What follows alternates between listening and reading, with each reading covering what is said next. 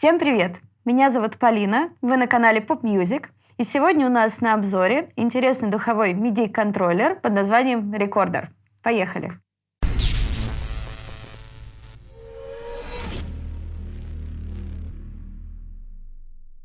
Итак, что же такое рекордер? Это такой интересный инструмент, внешне напоминает классический духовой инструмент, классическую блокфлейту, но с возможностью подключения. Тем интереснее сегодня разобрать этот рекордер, поскольку я сама занимаюсь классической музыкой и имею дело в основном с классическими инструментами, то сегодня будет интересно именно разобрать возможности подключения и что этот инструмент может не только издавать звуки классической блокфлейты, но и при этом играть большим количеством других интересных звуков.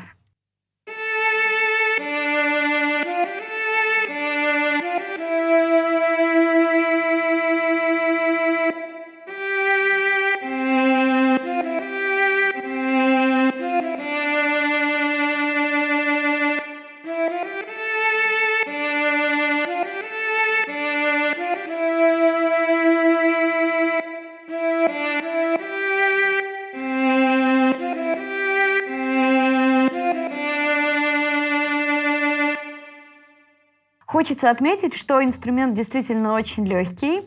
Также на его внешней панели находятся основные элементы управления, такие как сенсорные клавиши и функциональные кнопки с индикаторами. Этот инструмент не только имеет возможность звучать с помощью подключения, но и абсолютно как самостоятельный инструмент издавать звуки, напоминающие блокфлейту. И сейчас я вам это продемонстрирую.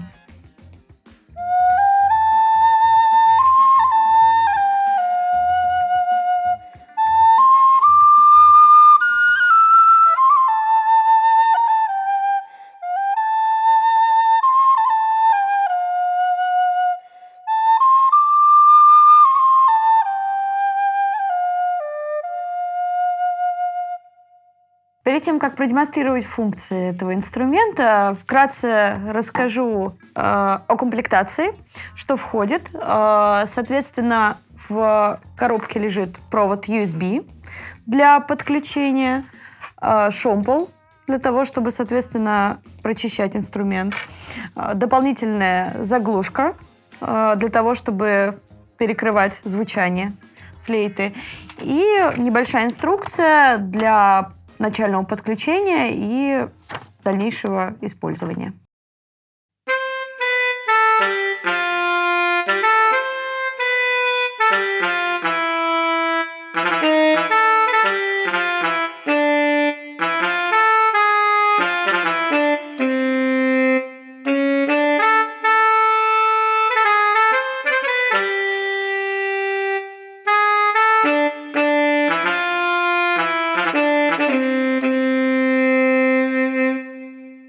Также в инструкции указан QR-код, по которому можно скачать приложение на телефон. Приложение доступно как для iOS, так и для Android. Теперь давайте ознакомимся с самим приложением и рассмотрим детально его функции и возможности. Начальный экран представляет собой 3 секции: обучение, игру и возможность играть в дуэте с другим инструментом. Первоначально рассмотрим функцию обучения. Открываем. Здесь у нас показаны различные варианты инструментов, которыми может звучать этот духовой контроллер. Здесь есть как духовые инструменты, такие как флейта, кларнет, гобой, различные трубы, саксофоны. Также есть струнная секция, гитары, скрипки, есть фортепиано, орган. И также имеются варианты синтовых и ударных инструментов, которые могут прозвучать с помощью этого инструмента. Собственно, давайте продемонстрирую сейчас варианты звучания этого инструмента. Самый классический – это звук рекордера, напоминающий как раз-таки блокфлейту. Вариант флейты.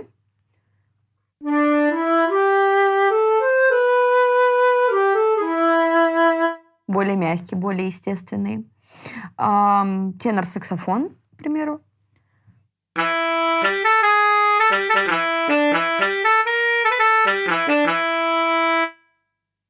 И, скажем, из струнных виолончель.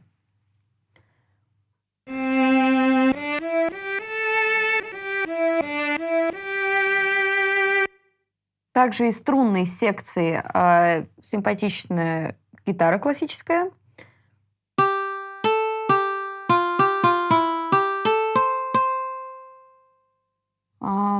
Орган церковный.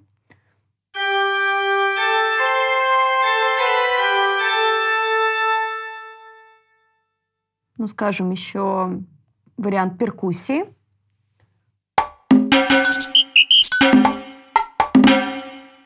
И что-нибудь синтовое. Например, вот этот.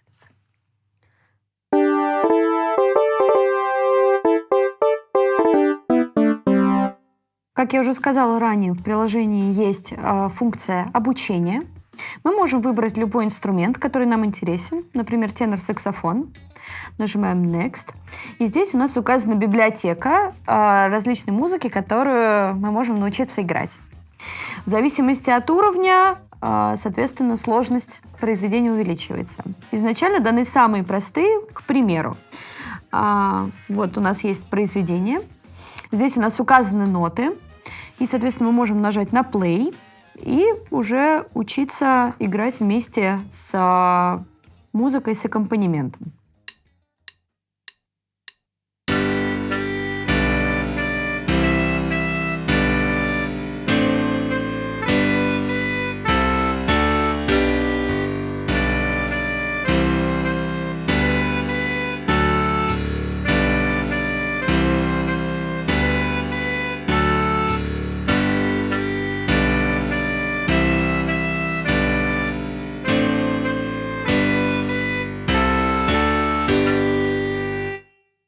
Вот такой небольшой кусочек. И здесь, соответственно, показывается качество правильно сыгранных нот. И, соответственно, чем больше правильно сыгранных нот, тем больше откроется в дальнейшем новых произведений, которые можно будет также выучить. Также классной фишкой этого приложения является функция «До». Возможность подключить другой такой же контроллер к одному устройству и, например, играть совместно с вашими друзьями, у которых есть такой же аппарат, и играть концерты, либо джемить, записывать это и, соответственно, создавать шедевры музыкальные. Также для работы с приложением у инструмента используется заглушка для того, чтобы ее собственное звучание не перекрывало звук из приложения. Но, тем не менее, если вы хотите попробовать, можно играть одновременно и ее собственным звуком, и звуком из приложения. Также здорово, что приложение может работать в фоновом режиме, и, например, вы можете играть под музыку сторонних приложений, например, вместе с YouTube. Ну и, конечно, главным достоинством этого инструмента является то, что он может работать со сторонними музыкальными приложениями в роли MIDI-контроллера. И таким образом это расширяет границы возможностей записывать MIDI-треки в различных более профессиональных приложениях.